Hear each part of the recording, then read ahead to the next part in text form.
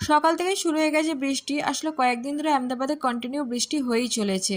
এই অবস্থাতেই শুভকে বেরোতে হলো। এদিকে আমিও লাঞ্চ বানাতে শুরু করে দিয়েছি। লাঞ্চে সেরকম কিছু করিনি, একটু শক্ত করেছি। এই দিয়ে আজকে লাঞ্চটা কমপ্লিট করব।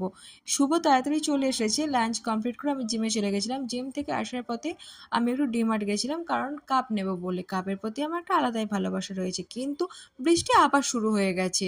শুভ বললোই যে ফোর হুইলারটা নিয়ে যেতে, কিন্তু আমি ওর কথা শুনলাম না। তাই আজকেও আমাকে ভিজতে হবে। আসলে লাস্ট 3-4 দিন ধরে কন্টিনিউ জিম থেকে আসার পথে আমি ভিজছি। কি বলবো, বিরক্ত যা লাগছে না। বাড়ি এলাম, বৃষ্টি বন্ধ। ফ্রেশ হয়ে নেওয়ার পর শুভ বলল যে এত সুন্দর বৃষ্টি হচ্ছে, কিছু একটু ভাজো, গরম গরম মুড়ির সাথে খাওয়া যাবে। তাই একটু আলুর বড়াই ভেজে ফেললাম। চা গরম গরম রেডি করে ফেলেছি। মুড়িতে একটু তেলও দিয়ে দিলাম। তেলটা দিয়ে মুড়িটাকে মেখে নিয়ে গরম গরম আলুর বড়ার সাথে জাস্ট জমে যাবে বিকেলটা। কিন্তু এইভাবে বৃষ্টি এই প্রথম হচ্ছে আহমেদাবাদে, কন্টিনিউ বৃষ্টি হয়ে যাচ্ছে।